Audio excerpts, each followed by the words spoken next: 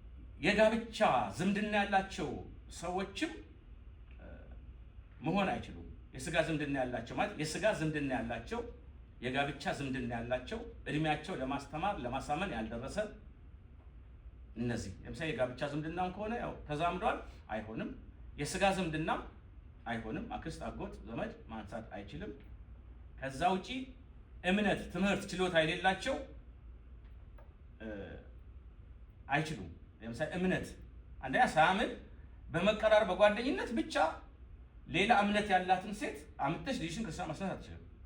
ወይም ሌላ እምነት ያለው ሰው ምንም ይሁን በቃ የልጄ ክርስትና አባት ሁን ብሎ ሌላን ሰው አምጥቶ ሃይማኖቱ የእናንተን የማይመስል በጥምቀት በኦርቶዶክሳዊ ተዋህዶ ቤተክርስቲያን ወልደ አብ ወልደ ማርያም ብሎ የማያምን ሰው ወልደ ዋህድ ብሎ የማያምን ሰው በክርስትና የማያምን ሰው ክርስትና አባትም ክርስትና እናትም መሆን አይችልም። ለምን? እሱ ካላወቀ እንዴት አድርጎ ነው የሚያስተምረው? እሱ ያላመነው እንዴት አድርጎ ነው የሚያሳምነው? እና ልጃችሁን ለሌላ አውሬ እንደመገበር ነው የሚቆጠረው። እና ይሄ ክልክል ነው። የእምነት ትምህርት ችሎታ የላቸው አይሆንም። እምነታቸው ከጠማቂ ጋር ተመሳሳይ ያልሆነ አይቻልም ነው። የጾታ ሁኔታ በተመለከተ ወንድ ወንድን ማንሳት ይችላል ክርስትና? ወንድ ልጅ ወንድ ልጅ፣ ሴት ልጅ ሴት ልጅ ነው ወይስ ወንድ ሴት ማንሳት ይችላል? አይችልም። ለምን?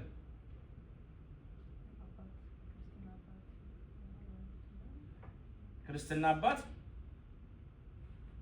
አረማት ለምሳሌ ሄዳ ወንድ ልጅ ሲወለድ ጓደኛዋ ቤት ወንድ ልጅ ብትወልድ ነገር ያን ወንድ ልጅ ክርስትና እናት መሆን ትችላለች? ለምን የማይቻልበት ምክንያት ምንድነው? በመቀራረብ ሴቶች ለሴቶች ቅርብ ናቸው አይደለም? ስለዚህ ሞር የሃይማኖትን ትምህርት የበለጠ እናቷ እንኳን ጡቷ ታሞ እምቢ ቢትል እችኛዋ እኮ እስከ ማጥባት ድረስ ደርሳለች። ያኛው ከታመመ እንደ ልጁ አድርጋ አቅፋ በሞግዚትነት አጥባ ሁሉን ነገር ልክ እንደ እናቷ አድርጋ እንድታያት ያ ሳይኮሎጂካል ኢፌክት ስላለው ወንዱ ብዙ ላይ ቀርባት ይችላል። በልጅነት በደብ እንደ እናት ላይ ሆን ይችላል። ግን ሁለተኛ እናት ናት ተብሎ ስለሚታመን እናትን የምትተካ እናት ናት። አባት ደግሞ ወንድ ወንድን የሚያነሳው ልክ ወንድ ልጁን ሄዶ እንደሚያጫውተው ተከሻው ላይ እንደሚያደርገው እሽኮኮ እንደሚሸከመው ልክ አባትና ልጅ እንደሚቀራረቡት አይነት መቀራረብ ትክክለኛ ሁለተኛ አባት እንዲሆን በዛ መንገድ በደንብ መቀራረባቸውን እምነት እንዲያስተምረው ጾታው በተመሳሳይ ተደርጓል። ክርስትና ማንሳት የማይፈቀድላቸው ሰዎች አሉ። እነዚህ ሰዎች ክርስትና አይፈቀድላቸው። ክርስትና አባትና እናት ክርስትና ያነሷቸው በስጋ ከወለዷቸው ልጆች ሳይለዩ ህፃናቱ እድሜያቸውም ለትምህርት እስኪደርስ ድረስ መሰረታዊ የሃይማኖት ትምህርትን እንግዲህ ማስተማር ያስፈልጋል ነው። ቃል ገብተዋል። አውራጣት ተይዞ ቃል ይገባል አይደለም? ከልጅ ያለይም አስተምራለሁ፣ እኩላለሁ፣ እድራለሁ። እና ክርስትና ካነሳችሁ በኋላ ለዛ ልጅ በጣም 100% ኃላፊነት መውሰድ ያስፈልጋል። ሲገባበትም በስሜት እገሊት የክርስትና በወረት አይደለም። ቤተሰብ ቢጣላ እንኳን በፍጹም እናንተ ሳትጣሉ ከእግዚአብሔር ነው አደራ የተቀበልኩት ማለት ያስፈልጋል። አንዳንድ ሰዎች ለሚካኤል ሰጥቻለሁ ለገብርኤል ሰጥቻለሁ ባለፈው ነገራቸው እሱ ትክክል አይደለም። ምክንያቱም ሚካኤል ወርዳ አስጠና፣ ገብርኤል ወርዳ አስጠና፣ እግዚአብሔር መፈተን ነው። እግዚአብሔር በራሱ ጥበብ ይጠብቃቸዋል። በሚካኤል ቤተክርስቲያን ሊነሱ ይችላሉ። ግን ወለተ ሚካኤል ተብላ ስትጠራ ሚካኤል ወዳጅ የሆነች ሴት ያችን ህፃን ክርስትና ማንሳት ሰው ነው መሆን ያለበት ነው። ይሄን እስከዚህ ድረስ ባለፈው ተመልክተናል። ቀጥሎ ዛሬ ደግሞ የምናየው ማህተም ማሰር ላይ ወዲያው ህፃኑ ክርስትና ሲነሳ ማህተብ ያስራል። ማህተብ ማለት ያው ምልክት ማለት ነው። በልባችሁ ያለውን ነገር የምትገልጹት በአንገታችሁ ላይ ነው።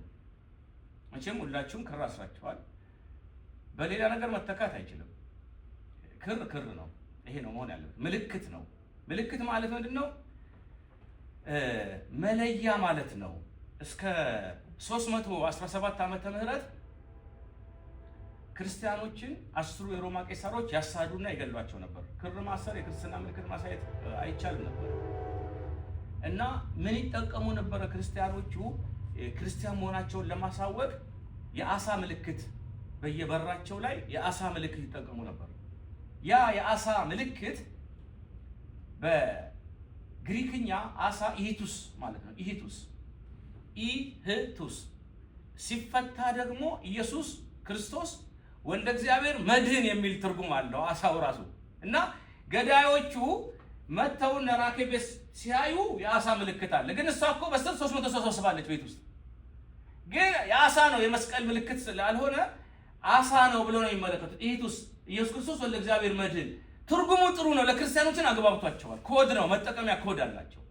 በዛ ኮድ እየመጡ ኢሂቱስ አሳ ቤት ነው እያሉ ገዳዮቹ ሲያልፉ፣ ክርስቲያኖች ግን ኢሂቱስ ኢየሱስ ክርስቶስ ወልደ እግዚአብሔር መድህን እያሉ እዛ ቤት ገብተው ወንጌል ይማማሩና በዛ ሐሳባቸውን ይቀያየሩ ነበር። ከዛ በ317 ዓመተ ምህረት የመክሲሚያኖስ ንጉስ መክሲሚያኖስ ከሰመ የመስቀል ጠላት። ቆስጠንጢኖስ ደግሞ ተነሳ፣ የንግስት እሌኒ ልጅ መስቀሉን አስቆፍሮ አወጣ። ደመራ ተደመረ። የመስቀል ምልክት አንገት ላይ ማድረግ በነፃነት ታወጀ። ከዛ በኋላ ሁሉም ሰው በነፃነት በልብሱ ላይ፣ በቀሚሱ ላይ፣ በግንባሩ ላይ በተለያየ መንገድ ማህተም ማድረግ ጀመሩ። ምልክት ነው። ለምሳሌ ገጠር አካባቢ ሄዳችሁ ከሆነ ምንድን ነው የሚነቀሱት? ያ መስቀል ምን አይነት ነው? የቶን ምልክት ነው አይደል? ቶን ይነቀሳሉ እዚህ ላይ። ለምንድን ነው የሚነቀሱት? እቺ ዜሮ ከላይ የምታዩት ቶ ዜሮ ከላይ ኦአ የፀሐይ ምልክት ናት። አብርሃም በሕገ ልቦና ዘመን ከሕገ ኦሪት በፊት ውሃው አምላኬ ነው አለ። ሲገደብ አይደለም አለ። ፀሐይ ምንድን ነው ፀሐይ አምላኬ ናት አለ። ዋሻ ውስጥ መግባት አልቻለችም። ከብዙ ምርምር በኋላ ነው የፀሐይ አምላክ ተገለጠልኝ ሲል አብርሃም ከዘመኑ ተለይተህ ውጣ ብሎ እግዚአብሔር ተገለጠለት። ስለዚህ በዛ ጊዜያቸው የፀሐይ ምልክት አብርሃም ተገለጥልኝ ብሎ የፀሐይ አምላክ ተገለጥልኝ ብሎ ወደ አንተ ከጮህበት ከሕገ ልቦና አንስቶ ከዛ ሕገ ኦሪት አለ ለሙሴ የተሰጠ፣ ከዛ ሕገ ወንጌል መስቀል መጥቷል። ከታች ምን አለ? መስቀል። ከሕገ ልቦና እስከ ሕገ መስቀል፣ በሕገ ልቦና በሕገ ኦሪትም በሕገ ወንጌልም አገራችን አንተን ታምናለች፣ እኛ አንተን እናምናለን፣ እግዚአብሔር መኖርህን እናምናለን ሲሉ ነው ያን የሚጠቀሙት እና ምልክታቸው ነው። እና ይሄ ምልክት መለያ ነው። አንዳንድ ሰው በልቤ ነው ይላል። በልብ ብቻ ይሆናል እንዴ? በልቤ ነው ይላል። ቆይ ጴጥሮስ ኢየሱስን በልቡ ይወደው ነበር አይወደውም? መልሱልኛ። በአፉስ አላውቀውም የምትሉን ሰው አላውቀውም ማለት አላውቀውም ማለት፣ በልቡ ግን ኢየሱስን በጣም ይወደዋል። አሁን በልቡ ስለወደደ ብቻ ከላይ ባለው መስከሩ ኃጢአት አልሆነበትም? አይ ከልቡ አምኖኛል እሱ እኮ አፉ ነው ተብሏል? ኖ ንስሐ ያስፈልገው ነበር። አልቅሶ በንስሐ ነው። ጥፋት ነው፣ ኃጢአት ነው የሰራው። ይሁዳ ከላይ ኢየሱስን ሲያው ምን አለ? መምህር ሆይ ሰላም ለአንተ ይሁን አለ። ይሁዳ በልቡ ኢየሱስን ሽጦታል። በአፉስ መጥፎ ነገር ወጣው እንዴ? ከላይ በሚታይ ችግር የለበትም። ባለባበሱም በንግግሩም ከላይ በሚገለጥ ችግር የለበትም። ከውስጥስ በልቡ ግን በመሸጡ በመካዱ ይኸው እንደወጣ ቀረ። አያችሁ፣ ክርስትና ማለት በልብ ያመን ነው፣ በአፍ መገለጥ አለበት። እንደ ጴጥሮስና እንደ ይሁዳ መለያየት የለበትም። እኔ በአፌ ነው፣ በአፌ ብቻ ልቤ ሽጬ ንጉሥ በሌለበት አምባሳደር፣ ልብ በሌለበት ምላስ እሱም አይሆንም። አይ እኔ በልቤ ብቻ ነው በአፌ ግን ማለትም በልቤ እግዚአብሔር አይቻልም። መሆን ያለበት ነገር በልባችን ያመንነውን እምነት ከላይ መመስከር አለብን። አሁን ክር ያሰረ ማተብ ያሰሩ ስታዩ ምስጢራችሁን እኮ ቶሎ ነው የምትነግሩት። ክርስቲያን ነው ብላችሁ ቶሎ ታምኑታላችሁ። የኔ ሰው አገኘው ትላላችሁ። እንትናችንም ነው ያ የምንለይበትም መለያ ምልክታችን እና መለያ ምልክት ስለሆነ ሰው በልቡ ያመነውን ክርስቶስ ኢየሱስን በማተቡ በአንገቱ ይገልጣል። እነዚህ ሶስት ቀለማት ሶስቱ ከለሮች ይገመዳሉ። ሶስቱ የአብ ወልድ መንፈስ ቅዱስ ምሳሌ ናቸው። ሶስቱም ደግሞ ተጠምጥነው አንድ ሆነው ይታሰራሉ። የአንድነቱ ምሳሌ ነው። የአንድነት የሶስትነት ምሳሌ ነው። በሌላ ምልክት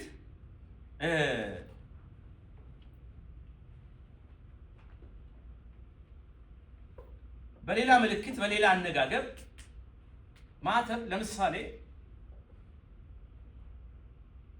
ኦሪት ዘፍጥረት ምዕራፍ 28ን ስታዩ የላባ በጎች ምን ነበሯቸው? የላባ በጎች ምን ነበሯቸው? ያዕቆብ ከወንድሙ ከኤሳው ተጣልቶ ወዴት ሄደ? ወደ አጎቱ ወደ ላባ ሄደ። ላባ ደግሞ ግፈኛ ነው። ምን ያሰራዋል? ግፍ። ራሔልን ታገባለህ፣ 7 ዓመት በኋላ እሷን ሰጣለሁ፣ 7 ዓመት አገልግል ይለዋል። ከ7 ዓመት በኋላ ደግሞ ሌላ ሰው ይቀይርበትና አሁንም 7 ዓመት አድክሞታል። ብዙ ግፍ አድርሶበታል። በጣም ዘመዱ ነው፣ ግን ግፍ አድርሶበት በጎች ነበሩት ላባ። በጎቹን ካሁን በኋላ ምልክት ያላቸው ለአንተ ይሁኑ አለው። ቡራቡሬ በግ ምልክት የሌላቸውስ የኔ ናቸው አለ። አብዛኛው በግ አሁን ቡራቡሬ ሆነ አይወድም አይደል? ስለዚህ ማን ሀብታም ይሆናል? ላባ በሉኛ። ላባ። ያዕቆብስ ድሃ ሊሆን ነው። አንደኛ ተሰዷል። እናት አባቱን ቤት ጥሎ ሄዷል። ወንድሙ እንዳሳደደው ነው። 20 ዓመት ሙሉ አይምሮ ውስጥ አለ። በኢኮኖሚካሊ በጣም ደቋል። ዜሮ ነው። የወደዳትን ልጅ አልሰጠውም። እንደገና በሀብትም የበለጠ ሊያደየው ምን አደረገው? እነዚህ በጎች ከነዚህ በጎች መካከል ለአንተ የሚሰጠው ዝንጉርጉር አለ። እዛ ያዕቆብ ዘደኛ ነው እና አደረገ። ሄደና ዱላውን እንዲህ መፋቂያ አይታችኋል? አፋር አካባቢ አይተካል? ምን አይነት ነው? ኖርማል ፈቂያው ነው። ምን ሆኗል? ዙሪያውን እንትኗን ማለት ቡራቡሬ አይታችኋለች? ነጭና ቅርፊት ያለበት ዝንጉርጉር፣ እንደዛ መሀሉን የቀረፉ ይሰሩታል። ዝንጉርጉር ዛፍ ማለት ነው። ዝንጉርጉር ገጠሳቸው ይፈቁበታል። እና ዝንጉርጉር ነው ነጭና የዛፉ ከለር እንደዛ አይነት ከለር አለው። እና ያዕቆብ ያንን ውሃ ሲጠጡ በጎቹ ያንን ዱላ አስቀመጠው ሽመሉ። በጎቹ ያን እያዩ አይምሯቸው ውስጥ ተቀረጸ። ውሃ ሲጠጡ ሲሉ ከዛ ሄደው ሲጸንሱ ቡራቡሬ በጎን እንዳለ አያችሁ። ሴት ልጅ አይምሯ ጥሩ እንዲሆን ጥሩ ነገር ማሳየት፣ ጥሩ ነገር መብላት፣ ጥሩ ፍቅር መስጠት፣ ጥሩ ዝማሬ ማዳመጥ፣ እነዚህ ነገሮች ለሚወለደው ልጅ አስተዋጽኦ አለው። የተጎዳ እንዳይሆን በብስጭት በጭንቀት የሚወለዱ ልጆች እኮ በጣም ይጋባባቸው መጥፎ ነው። ስለዚህ ያዕቆብ እንደዛ ጥሩ ነገር እያሳይ በጥሩ ሁኔታ ውስጥ በጎቹ ያን እያዩ ጸነሱ። ሁሉም ያንን እንደዛ ዝንጉርጉር ነው፣ ባለ ምልክት ሆነ በጉ በሙሉ። ከዛ በኋላ የያዕቆብ በጎች እየበዙ ሄዱ፣ የላባ በጎች እያነሱ ሄዱ። የያዕቆብ በጎች የሆኑ ምሳሌ ናቸው። የተጠማቂዎች የክርስቲያኖች ባለ ምልክቶች ምሳሌ ናቸው። የያዕቆብ በጎች የባለ ምልክቶች የክርስቲያኖች ምሳሌ ናቸው። እነዛስ ልሙጦቹ ያልተጠመቁት ምሳሌ ናቸው። ግልጽ ነው። ስለዚህ ማህተብ እነዚህ ናቸው። 3 ከለሮች። መጀመሪያ ክር ማሰርን ደግሞ መጀመሪያ ያመጣው ቤተክርስቲያናችን ማን ነው? ያዕቆብ ዘእልበረድ ይባላል። ያዕቆብ ዘእልበረድ ነው። ከለሩ ምን ያልኳችሁ? ቀይ፣ ነጭና ጥቁር። ጥቁሩ ምንድን ነው? የእግዚአብሔር አብ ምሳሌ በዮርዳኖስ ሲገለጥ የምወደው ልጄ ይህ ነው ሲል ዝናብ ባዘል ደመና ተገልጧል። ዝናብ ያዘል ደመና ጥቁር ነው። ጥቁሩ የእግዚአብሔር አብ ምሳሌ፣ ቀዩ በስጋ ማርያም የተገለጠው የእመቤታችን የክርስቶስ ምሳሌ፣ ነጩ በርግብ ምሳሌ ነው የመንፈስ ቅዱስ ምሳሌ ነው። በዚህ ይሄን እንድትረዱት ነው። ሌላው እንግዲህ የጥምቀት ምሳሌዎች በብሉይ ኪዳንም ነበሩ። የጥምቀት ምሳሌዎች የኖህ መርከብ የጥምቀት ምሳሌ ነው። ዘፍጥረት 7:13 ላይ የተንሳፈች የኖህ መርከብ የምን ምሳሌ ናት? የኖህ መርከብ የጥምቀት ምሳሌ ናት። ያቺ አንዷ በዛች ያችን መርከብ በእምነት ሰራ። በኖህ ዘመን በወረደው ሰማይ ተከፈተ፣ ምድር ተሸነቆረች። በአንዱ ውሃ ሰዎች ጠፉ አይደል? በዛ ውሃ ደግሞ ሰንሳፎ ዳኑ። በአንዱ የውሃ ጥምቀት ያመነ ይድናል፣ ያላመነ ይፈረድበታል። ይሄንን ባለፈው በሰፊው ስላየን አንመለስበትም። የመጨረሻው ለጥምቀት ላይ የምናየው ጥምቀት ስንት ነው? ኤፌሶን 4:5 ጥምቀት ስንት ናት? አንዲት ናት። ኃጢአት በሚሰረይባት ጥምቀት በአንዲት ጥምቀት እናምናለን።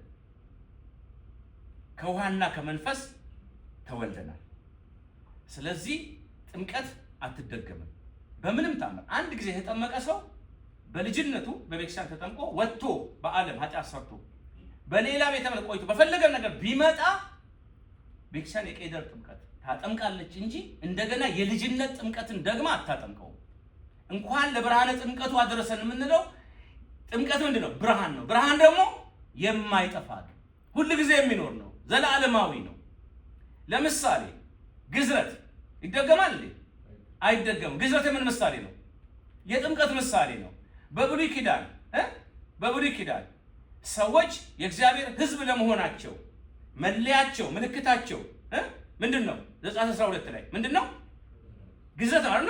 ስለዚህ ግዝረት የምን ምሳሌ ነው? የጥምቀት ምሳሌ ነው። የተገዘረ ሰው የእግዚአብሔር ሕዝብ ነው፣ ያልተገረዘ ደግሞ የእግዚአብሔር ሕዝብ አይደለም። ስለዚህ ያ ጥምቀት ግዝረቱ ህመም አለው፣ ቁስል አለው፣ አይጠፋም ሁሉ ጊዜ ምልክቱ። ልክ እንደዚሁ ሁሉ በአዲስ ኪዳን ደግሞ ጥምቀት ለዘላለም የማይጠፋ ብርሃን ነው።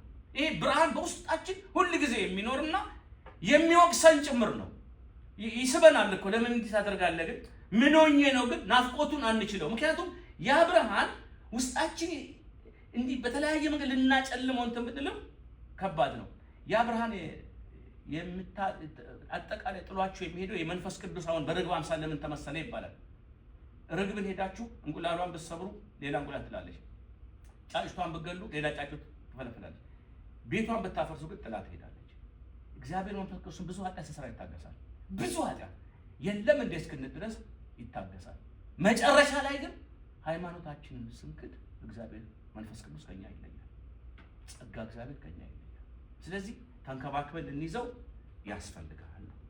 ሌላው የህፃናትን ጥምቀት አብረን አይተን ብንዘጋው ጥሩ ነው። ኦርቶዶክሳዊ ተዋሕዶ ቤተክርስቲያናችን ህፃናትን ታጠምቃለች። በ40 እና በ80 ቀን ሻይ ቡና ህፃናትን የኢትዮጵያ ኦርቶዶክስ ቤተክርስቲያን ታጠምቃለች። መቼና መቼ? ለምን በ40 ቀን ወንድ በ40 ቀን ሴት በ80? ለምንድን ነው እንደዛ የምናደርገው? ወንዶች በ40 የምንጠቀው ሀይ ሪዝኑ ምንድን ነው? ኩፋሌ 4 ቁጥር 3 ላይ መጽሐፈ ኩፋሌ ምዕራፍ 4 ቁጥር 3 ላይ አዳም በተፈጠረ በ40ኛው ቀን ወደ ደብረ ቅዱስ ገባ። ሔዋን በተፈጠረች በ80ኛ ቀን ወደ ደብረ ቅዱስ ወደ ገነት ገባች። በስንተኛ ቀን? በ80ኛ ቀን። ስለዚህ እኛም በእናት አባታችን ቤት ተፈጥረን ወንዶች 40 ቀን ሲሆን ገነት ወደ ሆነችው ቤተክርስቲያን እንገባለን። ሴቶችም ወደዛ ይገባሉ። ይሄ ማለት ግን አንድ ሕፃን 40 ቀን ሳይሞላው ቢታመምስ?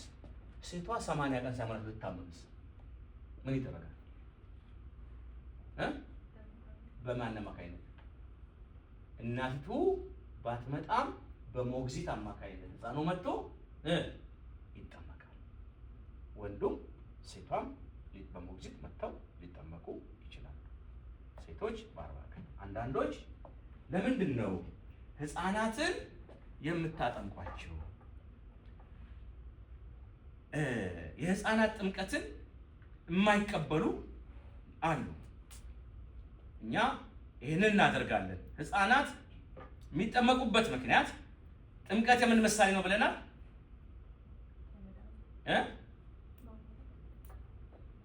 አቤት ግዝረት የምን ምሳሌ ነው? ዘፍጥረት 17 1 እስከ 5 ቆላስይስ 2 11 ቆላስይስ 2 11 ላይ ጥምቀት የምን ምሳሌ ነው?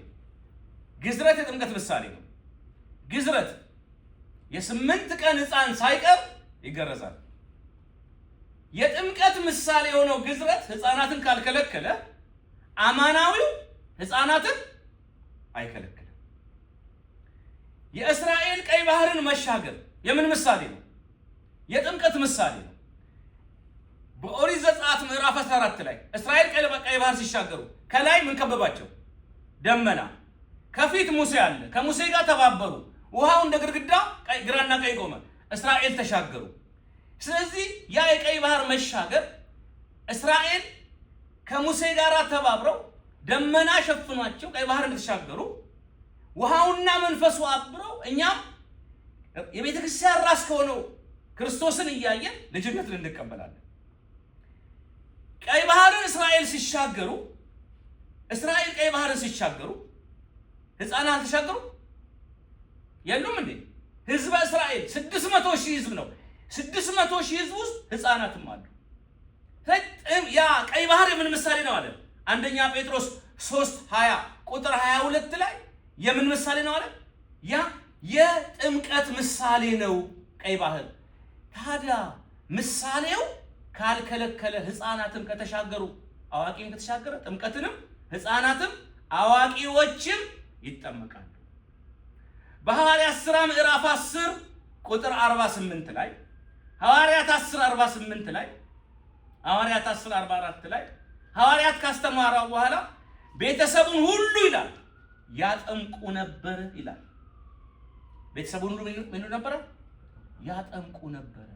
ሐዋርያት ሲያጠምቁ ቤተሰብ ውስጥ ሕፃናትንም ጭምር አንድ ላይ ቤተሰብ ማለት ሕፃናትን ጭምር ሐዋርያት ያጠምቁ ነበር። ክርስቶስ ምንድን ነው ያለው? ዮሐንስ 3 ቁጥር 8 ላይ ለኒቆዲሞስ ሲነግረው ሰው ከውሃና ከመንፈስ ካልተወለደ ዳግመኛ ካልተወለደ የእግዚአብሔር መንግስት ሊያይ አይችልም። ሰው ነው እንጂ ያለው እድሜው ከዚህ በላይ ይላል፣ እድሜው ከዚህ በታች ይላል። አጠቃላይ ሰው ነው ያለው። ክርስቶስ ምን አለ? ማቴዎስ 19 ቁጥር 14 ላይ ማቴዎስ 19:14 ላይ ሕፃናትን አለ ወደ እኔ ይመጡ ዘንድ ምን አትበሏቸው? አትከልክሏቸው። ታዲያ ክርስቶስ ወደ እኔ እንዲመጡ አትከልክሉ ካለ እኛ ለምንድን ነው ሕፃናት ወደ ጌታ እንዲመጡ የምንከለክለው? ይህንን መከልከል አንችልም። ሕፃናት የእግዚአብሔር ስጦታዎች ናቸው። ጥሩን ነገር ደግሞ ወላጅ ለልጆቹ የሚገባቸውን ነገር በልጃቸው ይሰጣል። ለልጆቹ ወላጅ መስጠት አለበት። የሕፃናትን መብት መጋፋት አይሆንም ወይ የሚሉ ሰዎች አሉ። በምንም ታምር የሕፃናትን መብት መጋፋት አይደለም። ጥምቀተ ክርስትና ሁሉ ተጠማቂው ተጠይቆ ላይፈጸም ይችላል። ጥምቀተ ክርስትና ይህም የሚሆነው ተጠማቂው ሕፃን የሆነ እንደሆነ ብቻ ነው። አዋቂ ከሆነ ተጠይቆ ታምናለህ አታምንም ተብሎ አምኛለሁ ሲል ነው የሚጠመቀው። ሕፃናት ግን ፈቀዱም አልፈቀዱም ይጠመቃሉ። ለምሳሌ አዳም ሲፈጠር የስንት ዓመት ሰው ነው? የ30 ዓመት ጎልማሳ። እግዚአብሔር አዳምን የሕይወትን ከምድር አፈር አበጀው፣ የሕይወትን እስትንፋስ እፍ አለበት ይላል። ያ የሕይወት እስትንፋስ እኮ ለአዳም ጥምቀቱ ነው። እፍ ሲልበት አዳም ያለ ፈቃዴ ያጠመከኝ ወይ ደግሞ አዳም እፍ ልበልብህ አልበልብህ ብሎ እግዚአብሔር አስፈቅዶታል እንዴ? አላስፈቀደውም። የሕይወት እስትንፋስን የሚያስፈልገውን ነገር ሰጠው። እኛም ለልጆች የሚያስፈልጋቸውን ነገር እንሰጣቸዋለን። አንድ ሰው ያመነ የጠመቀ ማርቆስ 16:6 ላይ ያመነ የጠመቀ ይድናል፣ ያላመነ ያልጠመቀ ይፈረድበታል ማለት ማለት ነው። ካልተጠመቀ አይድንም ማለት ነው። አይ ጌታ በ30 ዓመቱ የተጠመቀውና እኔም በ30 ዓመቴ ነው የምጠመቀው የሚሉ ሰዎች አሉ። አሁን ይሄ ጅልነት ነው። ያላመነ ያልጠመቀ ይፈረድበታል ማለት ክርስቶስ በ30 ቀርቶ በ40 ቀርቶ ከፈለገ በ20 በፈለገበት ሰዓት ልጠመቅ ቢል እሱ የጊዜ ፕሮግራሙን የሚያዝበትን ይሞትበትን አምላክ ነው ያውቃል። አንድ ሰው ግን በድንገት በመልአከ ሞት ተጠርቶ ወደ እግዚአብሔር ሲሄድ ለምን አልጠመቅም ሲለው 28 ዓመት ላይ ለምን አልጠመቅም? ያንተን 30 እየጠበቅኩ 2 ዓመት ሲቀረኝ መተወሰርከኝ ማለት ይችላል? አይችልም። ምክንያት የሰው ልጅ አያድነው። ሰው እግዚአብሔር አምላክ የሰጠውን ነገር መመሪያውን መጠቀም አለበት ነው። አምላክ ተጠመቁ ስላለን የአዳም ልክ አዳም እንደተማር ነው እንዲሁ ማለት ነው። እና ያ ሕፃን እኮ ለምሳሌ መብቱ ተነካ የሚሉ ሰዎች ያ ሕፃን ከፍ ካለ፣ በነገራችን ላይ የፕሮቴስታንት መስራቶች ሉተርም ካልቪንም የሕፃናትን ጥምቀት አልተቃወሙም። መስራቾቻቸው እንኳን ያልተቃወሙትን ነው አሁን ያሉት የሚቃወሙት። ስለዚህ ልጅነትን አባት ለልጁ መልካም ነገር ያገኘውን ነገር እንካ ብሎ ለልጁ መስጠት አለበት። ያ ልጅ ካደገ በኋላ እኮ ነፃ ፈቃዱን ተጠቅሞ መካድም ይችላል፣ እምነቱን መቀጠልም ይችላል፣ መብቱን ኋላ ላይ መጠቀም ይችላል። ወላጅ ግን ለልጆቹ የሚገባውን ነገር ያደርግላቸዋል። እና ጥምቀት ለሕፃናት አስፈላጊ ነው የሚለውን ነው። በጥምቀት ላይ ጥያቄ ካላችሁ ወደ ቁርባን ከመሄዳችን በፊት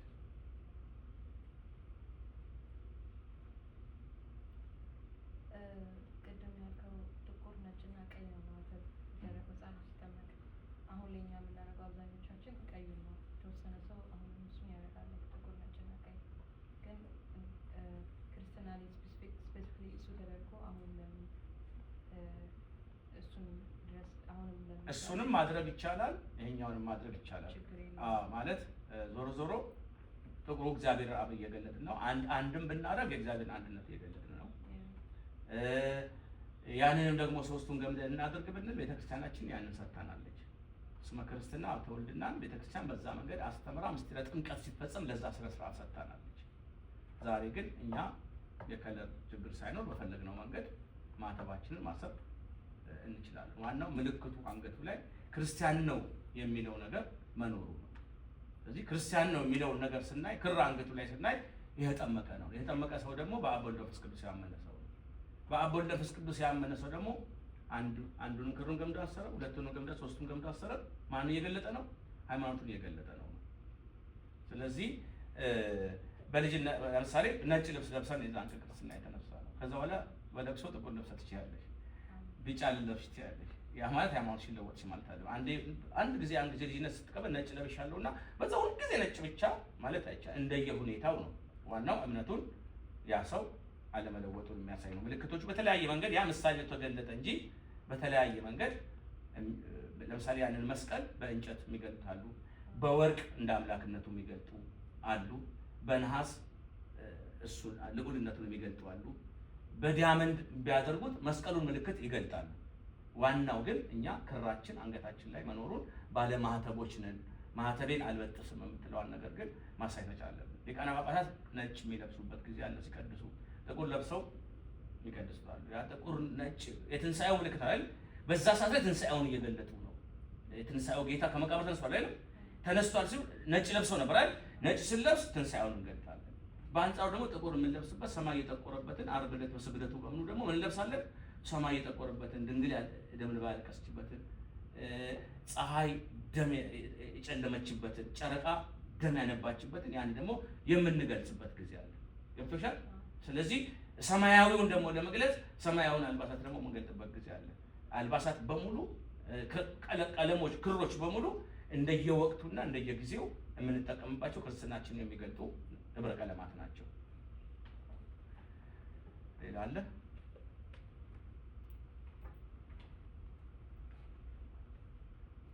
እሺ ቁርባን ላይ እንገባለን። ማርያማዊት ቁርባን ላይ እሺ ቁርባን ላይ እንገባለን። እንግዲህ በደንብ ይሄንን እናንተ ታነቡታላችሁ። እኔ ምንድነው መሰረታዊ ሐሳቡንና እዚህ ላይ ያሉ ዲጂታ ያላቸውን ነገሮች ነው የምገልጽላችሁ እና ምስጢረ ቁርባን ነው። ቁርባን ያው ከአምስቱ አዕማደ ምስጢራት አንዱ ነው። ሃይማኖታቸው የቀናና እውነተኛ ሃይማኖትን መንገድ ያቀኑ ቀደምት አበው ሰለስቱ ምዕት ወነአምን ባቲ ቅድስት ቤተክርስቲያን እንተ ላዕለ ኩሉ ጉባኤ ዘሐዋርያት ከሁሉ በላይ በምትሆን የሐዋርያት ጉባኤ በአንዲት ቅድስት ቤተክርስቲያን እናምናለን ብለው የሃይማኖትን ድንጋጌ ያስቀመጡበት በቅድስት ቤተክርስቲያናችን የምስጢራት ሁሉ ምስጢረ ጥምቀት ነው። ከፍ አድርግልኝ ዝርዝሩን እሱ እናየዋለን። ምስጢረ ቁርባን ምንድን ነው? ቁርባን ማለት ነው ቁርባን ገሌ ቁርባን አሁን ቁርባን ስጋው ደግሞ ሲባል እንሰማለን። ቅዱስ ቁርባን ምን ማለት ነው? ያው እዚህ ላይ ቁርባን ቃሉ የሱርስትና የግሪክ ነው። ትርጉሙ በቁሙ መንፈሳዊ አማ ስጦታ፣ መስዋዕት፣ መባ ለአምላክ የሚቀርብ የሚሰጥ ገንዘብ ማለት ነው። ግብጾች ዩካሪስት ይሉታል። ይህም ቃል የግሪክ ሲሆን ትርጉሙ ምስጋና ማቅረብ ማለት ነው። ከዚህም በተጨማሪ የጌታ እራት፣ ምስጢራዊው እራት፣ አንድ የመሆን ምስጢር ይሉታል። ቁርባን የሚለውን ቃል በስፋት ስንመለከተው ሰው በአምላኩ ለፈጣሪው ፊት የሚያቀርበውን አማሃ በሙሉ የሚያመለክት ነው። በዚህ ጽሑፍ የምንመለከተው ግን ስለ አማናዊ ስጦታ ስለ ኢየሱስ ክርስቶስ ቅዱስ ስጋና ክቡር ደም ነው። ከሰው ለእግዚአብሔር የቀረበ ሳይሆን ክርስቶስ ቅዱስ ስጋና የክርስቶስ ቅዱስ ስጋና ክቡር ደም ነው። ከሰው ለእግዚአብሔር የቀረበ ሳይሆን እግዚአብሔር ለሰው ሁሉ ከእግዚአብሔር ለሰው የተሰጠ የዘላለም ሕይወትን የምንካፈልበት አምላካዊ ጥበብ ነው። እቺ ናት ነጥቧ እዚህ ላይ ያለችው። ይሄ ቅዱስ ቁርባን ማንኛውም ስጦታ ማንኛውም መባ ያው ቁርባን ነው። በማናቸውም ስንዴው፣ ዘቢቡ፣ ዕጣኑ የንባ መጽሐፍ እነዚህ ለእግዚአብሔር የሚሰጡ ስጦታዎችን በሙሉ ያመለክታል። ግን ሰው ከሰው ለእግዚአብሔር የሚሰጥ ሳይሆን ከእግዚአብሔር ለሰው የተሰጠ ትልቅ የአምላካችን ስጦታ ነው። እግዚአብሔር ደግሞ ሰው ለመስዋዕት የሚሆነው ቀላል ነገር ያቀርባል ይላል። እኛ የምናቀርበው ምንድን ነው? ስንዴውና ቀላል ነው የምታቀርቡት ወይ ዘቢቡን ነው የምናመጣው? እግዚአብሔር ደግሞ ለውጦ ሰማያዊ አድርጎ ይሰጠናል። በስርዓተ ቅዳሴው ላይ እናየዋለን። የት ቦታ ላይ ነው ስንዴው ትክክል የክርስቶስ ሥጋና ደሙ ነው የሚቀየረው? አሁን በቃ ወይኑ ደግሞ የክርስቶስ ትክክል ደም የዕለት ዓርቡን ደም የሚንጠባጠብ ሆኖ የሚቀየረው የትኛው የቅዳሴ ክፍል ላይ ነው? እሱን እዚህ ክፍል ውስጥ ነው የምናየው። እና ሰው ለመስዋዕት የሚሆነውን ቀላል ነገር ያቀርባል። እግዚአብሔር ደግሞ የሰውን መታዝና እምነት አይቶ የሚፈልገውን የሚያልፈውን ወደማያልፈው ምድራውን ወደ ሰማያዊው ጊዜያውን ወደ ዘላለማዊው ይለውጣል። ይህም ምስጢረ ቁርባን በመባል ይታወቃል ይላል። ስለዚህ የምንመለከታቸው አንደኛ የምስጢረ ቁርባን ትርጉም ምንድነው የሚለውን አሁን እንዳየነው ነው። ቀጥሎ በምስጢረ ቁርባን ላይ በቤተክርስቲያናችን የመጀመሪያው የምስጢራት ሁሉ አክሊል ነው። ይህ ምስጢር ከሌሎች ሁሉ ከባዱ ምስጢር ቅዱስ ቁርባን ነው። በጣም በክርስትና ብትሰብኩ፣ ብትዘምሩ፣ ገንዘባችሁን ብትሰጡ፣ የፈለገ ጥሩ ሰው ብትሆኑ፣ ደግ ብትሆኑ፣ ለድሆች ያላችሁን ሁሉ ብታካፍሉ፣ ገዳም ብትመንኑ፣ ብትሰግዱ፣ ብትጾሙ፣ ብትዘምሩ፣ የመጨረሻው የክርስትና ግቡ ምንድነው? ቅዱስ ቁርባን። የተጠመቀ ሰው አንድ ተጠማቂ የተጠመቀ ሰው ከተጠመቀ በኋላ ቅባሜሮን ከተቀባ በኋላ ሁለቱ ምስጢራት ቀጥሎ ማለት ነው ቁርባን። የተጠማቂ ሰው ማህተቡ ምንድነው? ቁርባን። ባልና ሚስት ሲጋቡ በተክሊል ጋብቻቸው የሚጸናው በምንድን ነው? በቅዱስ ቁርባን። ያለሱ ማህተብነት የሚሰራ የለም። የምስጢራት ሁሉ ቁንጮ አክሊል መክሊል ዋናው ነው የተባለው ምንድነው? በዛ ነው። አንድ ሰው ኃጢአት ሰርቶ መምህረ ንስሐው ጋር ከተናዘዘ በኋላ ኃጢአቱ ተናዞለት እግዚአብሔር ይፍታ ተብሎ መጨረሻ ላይ የሚነጻው ምንድነው? የሚታተመው በቅዱስ ቁርባን። በማናቸው መንገድ ውስጥ ምስጢራት ሁሉ መደምደሚያቸውና መጨረሻ አክሊላቸው መስጊያቸው ቅዱስ ቁርባን። የሰው ልጅ የወልደ እጓለ እመሕያው ሥጋ ካልበላ በፍጹም የእግዚአብሔርን መንግስት ማየት የእግዚአብሔርን መንግስት መውረስ አይችልም፣ ማንም ሰው ማለት ነው። እና ቅዱስ ቁርባን ለሰው ልጆች እጅግ ወሳኝና አስፈላጊው ከምስጢራት ሁሉ ትልቁ ነው።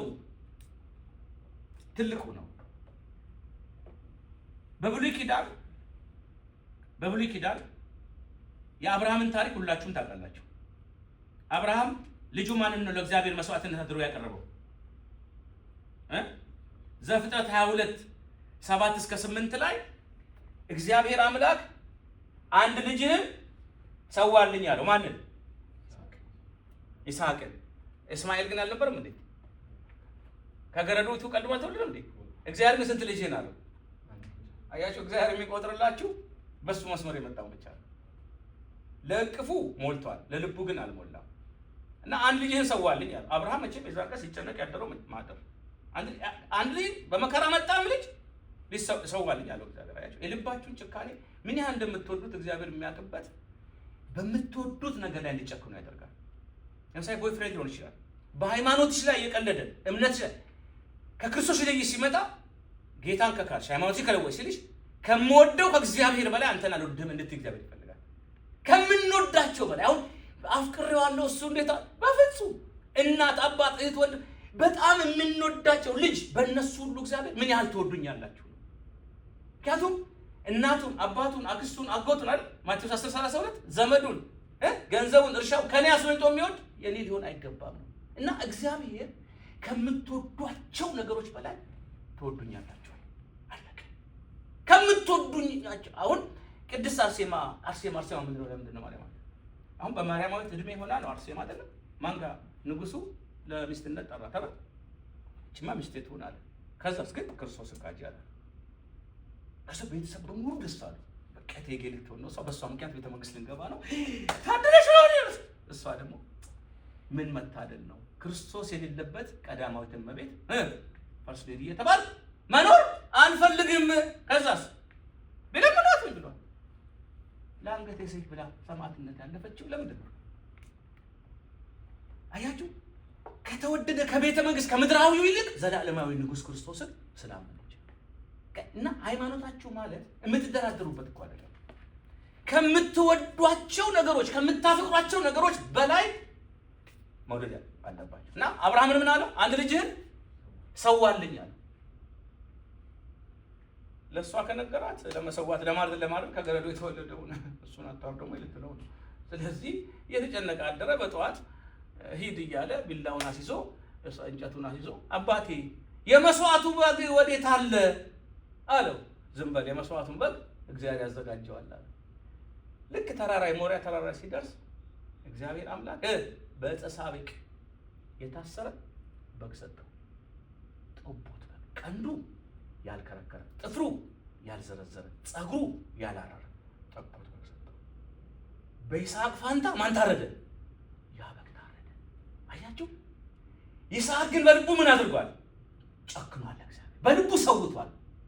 እግዚአብሔር ማምለጫውን የሚያዘጋጅላችኋል። እናንተ ከልባችሁ ከሆነ እሱ ያያችኋል። ምን ያህል ይወደኛል። እግዚአብሔር በእናንተ ላይ ሲወራረድ ነው ችግርና ፈተና የሚልከው። ምን ያህል ልክ ወደ ኢዮብ ፈታኙን ሲልክ ኢዮብ አይክደኝም ብሎ ተማምነው እዚያ ከተማ ውስጥ ዶልፊኖች አሉ አትላንታ እንዲህ የሚደርሱ ዋናው ባለቤቱ አምሮባቸው $20 $30 ያስከፈለ ትርኢቱን በእነሱ ተማምነው። ታዲያ አንድ ሰው ውሃ ውስጥ ባሉት በዶልፊኖች ተማምነው ህዝብ ከጠራ ያሳፍሩኝም ብሎ እነሱም ካላሳፈሩት እግዚአብሔር ደግሞ ያሳፍሩኝ ሲል እናሳፍረዋለን። አያሳፍሩኝም ሲል ችግሮች ይመጣሉ። እነዛን ቻሌንጆች ማለት ያስፈልጋል። አብርሃም አሁን ፈተናው ይሄ ነው። በሚወደው በምትወዱት ነገር ይመጣባችኋል ፈተናው። ምን አድርጌ ነው ትላላችሁ? ግን መውጫውን በሩን እግዚአብሔር ያዘጋጃል። የፈተና መውጫውን ስትጨክኑ ከዛ ወጣ ተራራ ላይ ሊሰዋ ሲል ሰጠው ነጭው በግ። ከዛ ያ በግ የምን ምሳሌ ነው? ያ በግ ለይስሐቅ ምን ሆነ? ቤዛ ሆነ። በይስሐቅ ፋንታ በጉ ታረደ። አሁን በእኔና በእናንተ ፋንታ ለሰው ልጆች ቤዛ ሆነ የታረደው ማን ነው? ሊቀ ካህናት ኢየሱስ ክርስቶስ ነው። ከዛ ታረደ፣ ስጋውን ሰጠን፣ ደሙን ሰጠን፣ ብሉኝ ጠጡኝ ብሎ ራሱን መስዋዕት አድርጎ ሰጠን። ራሱን ለኛ አሳልፎ ሰጠን። እማያዳግም ሊቀ ካህናት ራሱ መስዋዕት የሚሰዋ ራሱ መስዋዕት የሚቀበል አያችሁ፣ ራሱ መስዋዕት አቅራቢ ሆኖ የማያዳግም መስዋዕት ሆኖ ለኛ ራሱን አቀረበ ክርስቶስ። ስለዚህ ያ ይስሐቅ በይስሐቅ ቦታ ገብቶ የታረደው በግ ስጋዬን ብሉ ደሜን ጠጡ ብሎ ራሱን በማቴዎስ ወንጌል ምዕራፍ 26 ቁጥር 26 ላይ ስጋና ደሙን የሰጠን የቅዱስ ቁርባን መስራች ሆነው ክርስቶስ ነው። ይሄን እያነበብን እንሄድ። ማቴዎስ 26 ቁጥር 26 የቀደመ ሰው ማቴዎስ 26 ቁጥር 26 ማቴዎስ 26 ቁጥር 26 የቅዱስ ቁርባንን እንግዲህ በብሉይ ኪዳን ያ ምሳሌ አለ። በይስሐቅ ፋንታ በጉ ተሰውቷል። ስለዚህ በእኛ ፋንታ የሚሰዋው በግ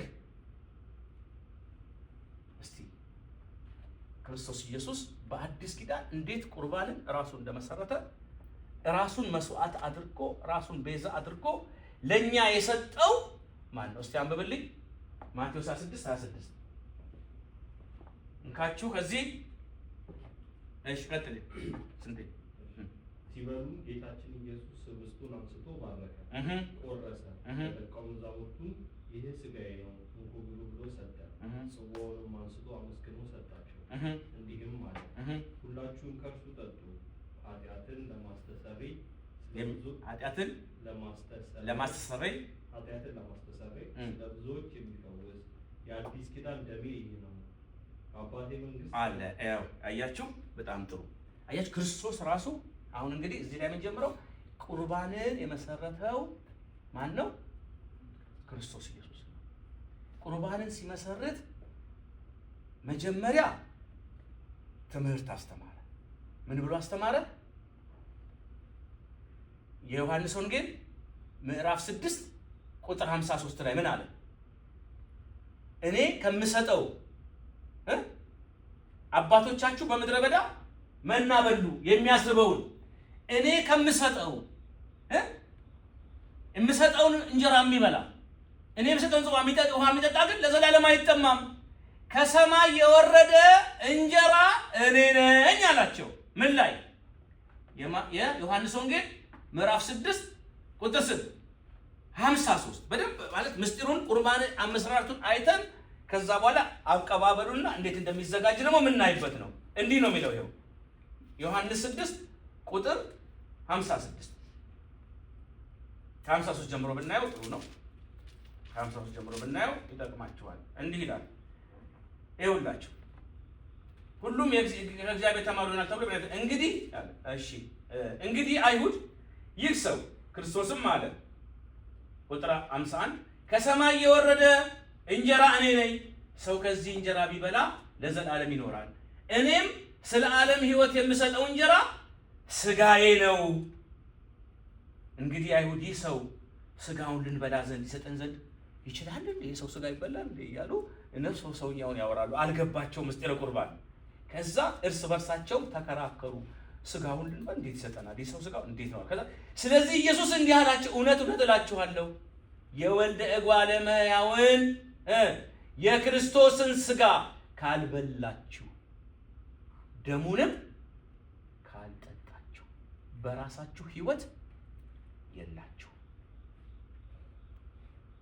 ስጋዬን የሚበላ ደሜን የሚጠጣ የዘላለም ሕይወት አለው፣ እኔም በመጨረሻው ቀን አስነሳዋለሁ። ስጋዬ እውነተኛ መብል ደሜም እውነተኛ መጠጥ ነውና ስጋዬን የሚበላ ደሜን የሚጠጣ በእኔ ይኖራል፣ እኔም በእርሱ እኖራለሁ። አያችሁ፣ ልብ በሉ። ከሰማይ የወረደ እንጀራ እኔ ነኝ። ስጋዬን የሚበላ ደሜን የሚጠጣ የዘላለም ሕይወት ይኖረዋል። ስጋዬን ያልበላ ደሜን ያልጠጣ የዘላለም ሕይወት የለው አለ። ከዛ ምንድን ነው እያሉ የሰው ስጋውን የሰው ስጋ ይበላል ያሉ ይገረማሉ። ከዛ ክርስቶስ ይህን ቀድሞ አስተማረና ቅድም ስንታየው ባነበበው ላይ የማቴዎስ ወንጌል ምዕራፍ 26 በደንብ ያዙ ይወቃል። ቁጥር 26 ላይ ህብስቱን አንስቶ ባረከ። ህብስቱን 13 ቦታ ነው የቆረሰው። ልብ በሉ 13 ቦታ፣ አንዱን ለራሱ ለማን 13ቱን ከዛ 12ቱን ለማን ለነሱ 13ቱን ሕማማተ መስቀል ተቀብዬ አድናችኋለሁ፣ እናንተን ቤዛ ሆናችኋለሁ ሲል አንዱን ራሱ ቆርቦ ቁርባንን መስርቶ ቁረቧል። ባይገባን እንኳን አምላክ ስላደረገው ብቻ እናደርገው ይገባል። በዛ ጸጋ መሳተፍ ለሱ የሚያስገኝለት ነገር ሳይኖር በውሃ ጥምቀት ተጠምቆ ተጠምቋል። ጾምን ጾሞ ጾሟል። ቅዱስ ቁርባንን መስርቶ ደቀ መዛሙርቱን ራሱም ተቀብሎ እናንተ ተቀበሉ ብሎ ምሳሌ ሆኖ ስጋው ደግሞ ሰጣቸው። ክርስቶስ ኢየሱስ ያደረገውን ሁሉ የማድረግ ግዴታ አለ። አምላክ ነው፣ ፈጣሪ እኮ አድርጎታል። የነገስታት ንጉስ። መቼም መርፌ በሄደበት ክሩ እንደሚሄድ ክርስቶስ በሄደበት ሁሉ ክርስቲያን መሄድ አለበት። እዚህ መስቀል ላይ ምን አለ? ቀራንዮ ላይ እንካችሁ ብሉ ስጋዬ ነው። መቼ? ትናንት እንዳስተማሩ አይደለም ያለው። አሁን ነገ በመስቀል ላይ ስለ ብዙዎች ኃጢአት የሚቆረሰው ስጋዬ ነው። በመስቀል ላይ ጽዋ ወይኑን ደግሞ ለወጠ። ይህ በመስቀል ላይ ስለ ብዙዎች ኃጢአት የሚፈሰው የአዲስ ኪዳን ደሜ ነው አለ። ለምንድን ነው ቅዱስ ቁርባንን በህብስት በሚበላ ያደረገው? ለምን በሚበላ ምግብ አደረገው? ቁርባንን ክርስቶስ ለምን አደረገው? አንደኛ አዳም የሞተው በምንድን ነው? በመብል ነው። በመብል የሞተውን በመብል ለማዳን ነው። ሁለተኛ ምግብ ስንበላውና ስንጠጣው ከሰውነታችን ጋር ወዲያው ምን ይሆናል? ይዋሃዳል። እናንተም ስጋዬን ስትበሉ ደሜን ስትጠጡ ወዲያው ዋሃዳችኋለሁ፣ በጸጋ ትከብራላችሁ። እኔ በእናንተ እኖራለሁ፣ እናንተም በእኔ ትኖራላችሁ ለማለት ነው። ሌላው ምግብ ያፋቅራል። እኔም እናንተን ምን ያህል እንዳፈቀርኳችሁ። መቼም ሰው ያለውን ብሉልኝ ጠጡልኝ ሊል ይችላል። እናንተን ግን የሰጠዋችሁ ብሉኝ ጠጡ ይላል። እኔም ብሉኝ ነው ያልኩት። ራስን ከመስጠት የበለጠ መስጠት አይደለም። አሁን በቤተ ክርስቲያናችን በመስቀል ላይ ሲፈተት ቅዳሴው ላይ ለእያንዳንዱ ሰው ጥሪ ይቀርባል። ያ የሚቀርበው ጥሪ የዕለተ ዓርቡ በመስቀል ላይ ለሰዎች የፈሰሰው ትኩስ ደም ነው። ለሰዎች የተቆረሰው ትኩስ ስጋ ነው። ታውቃላችሁ፣ ይለወጣል። መቼ ነው የሚለወጠው? መቼ ነው የሚለወጠው? ታውቃላችሁ? ቅዱስ ቁርባን መቼ ነው የሚለወጠው? የመጀመሪያው ቅዳሴ ቀደስና ጻኡ ንዑሰ ክርስቲያን ይባላል። ቃጭል ለምን ጻኡ ንዑሰ ክርስቲያን ይባላል? ያላመናችሁ ውጡ ነው። እስከ ግማሽ ቅዳሴ ሙስሊሙ ገብቶ ማስቀደስ ይችላል። ያላመነም ፓጋኑ ገብቶ ማስቀደስ ይችላል። ከዛ መልእክታት ይነበባሉ አይደለም? የጴጥሮስ መልእክት፣ የጳውሎስ መልእክት፣ ግብረ ሐዋርያት፣ ዮሐንስ ራእይ ይነበባል። ከዛ ወንጌል ይነበባል፣ ወንጌል ይሰበካል። እስካሁን ያስተማርናችሁ ክርስትና ገብቷችኋል ወይ ነው ቅዳሴው ላይ። የገባው ሰው ከገባው አምኖ ይጠመቅና የክርስቶስ ሥጋና ደም ይብላ። ካልገባ ገና ነኝ ጻኡ ንዑስ አነስተኛ ክርስቲያን ከሆንክ ግን ገና ነኝ ካልክ ውጣ ውጣ የሚለው አዋጅ ይወጣል። አምኖ ሲመጣ ከኛ ጋር ሙሉን ማስቀደስ ይችላል ታመነው ጋር። ከዛ ምን ላይ ሀበነ ንበር ይባላል አይደለም? ሀበነ ሲባል እዛ ጋር ይሄንን ስንዴውን እባክህ ወደ ዕለተ ዓርቡ የክርስቶስ ሥጋ ወይኑን ወደ ደም ቀይረው ወደ ክርስቶስ መንፈስህን ልከ ተብሎ ነው የሚጸለይ። ከዛ ጊዜው ታላ 40 ጊዜ ከዛ ይለወጣል። ስለዚህ የበቁ አንዳንድ አባቶች ይታያቸዋል። የካህኑ እጅ በደም ተለውሶ በትኩስ ደም እንደ ጠቦት በጎኖ የሚታያቸው ማለት እና ስጋው ደሙ ይለወጣል። ለዛ ነው ክርስቶስ በዚህ የመጽሐፍ ቅዱስ አንቀጽ ላይ ምንድን ነው ያለው? ነገ በመስቀል ላይ ስለ ብዙዎች ኃጢአት የሚፈሰው የአዲስ ኪዳን ደሜ ነው፣ ደሙን ነው። ትክክለኛ ክርስቶስ ደም ነው፣ ስጋው ነው። ትክክለኛ ክርስቶስ ጋር ብሉ ይጠጡ። ለምን በስንዴ ሆነ? መልከ ጼዴቅ በኦሪት ዘፍጥረት ምዕራፍ 14 ላይ ስታነቡ እኮ ካህኑ የክርስቶስ ምሳሌ ሆነው መልከ ጼዴቅ ያቀርብ የነበረው መስዋዕት ምን አይነት ነው? ስንዴና ወይን ነበረ። ስንዴው ስጋውን ይመስላል ቅርጹም ራሱ፣ ወይኑ ደምን ይመስላል። በሚመስለው ነገር ከእህልና ከአትክልት እነዚህን ሁለቱን መረጠ። ከመረጠ በኋላ ምን አደረገ? ለዚህ እንዲሆን ዓላማ እንዲሆን እግዚአብሔር ከእንጨት መርጦ ለታቦት። አሁን እንጨቱን ታቦት እንጨት ነው ያለው ሰውና እኛ ምንድን ነው አለ? እንጨቱን እንጨት ነው ታቦት። ስሙ ላይ ግን ላዩ ላይ ግን ማን አለ? የማን ስም አለ? ምን የሚል ጎበዝ ቃላ ምንድን ነው? አልፋና ኦሜጋ። ፊልጵስዩስ 2:14 ይላል በሰማይም በምድርም ያሉት ፍጥረት ሁሉ ለዚህ ስም ይንበርከኩ ይላል። ይሄ ስም ማን ነው? ኢየሱስ የሚለው ነው። እና ታቦቱ የተበረከለው ማን ነው? ለኢየሱስ ነው። ከስም ሁሉ በላይ ታቦቱ እንጨት ነው። ቢሰብሩት የሚሰበር ቢያቀጥሉ ግን ማን አከበረው? ቅዱስ ሥጋው ቅዱስ ቁርባን ይፈተትበታል። ከብሉይ ኪዳን አገልግሎት ይልቅ እንዲያውም በአዲስ ኪዳን የቃል ኪዳን ታቦት የተባለው እኮ ምኑ ነው? ልክ እዚህ ላይ አሁን የተነገረው ነው። ሥጋዬን ብሉ ሥጋዬን ደሜ የዘላለም ሕይወት አለ የሚል ቃል ኪዳን አለ። ይሄ ቃል ኪዳን የሚፈጸመው ምኑ ላይ ነው? የቃል ኪዳኑ ታቦት ላይ ነው። ከዚህ አሁን የቃል ኪዳኑ ታቦት ማለት የክርስቶስ ሥጋና ደም እንካችሁ ብሉ ነገ በመስቀል ላይ የሚቆረስ ሥጋዬ ነው ያለው ምኑ ላይ ነው የሚፈተተው? ታቦቱ ላይ። እንካችሁ ጠጡ የሚለው ምኑ ላይ የሚፈተተው? ታቦቱ ላይ። ከአዲስ ኪዳን ከብሉይ ኪዳን አገልግሎት ይልቅ በአዲስ ኪዳን ያለው የታቦት አገልግሎት የላቀ ነው፣ የላቀ ነው።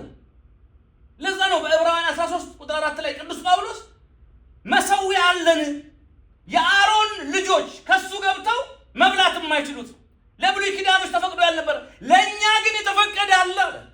እውነት ነው፣ ይሄ የተፈቀደ ነው ለእኛ እና በቃል ኪዳኑ ታቦት ላይ የክርስቶስ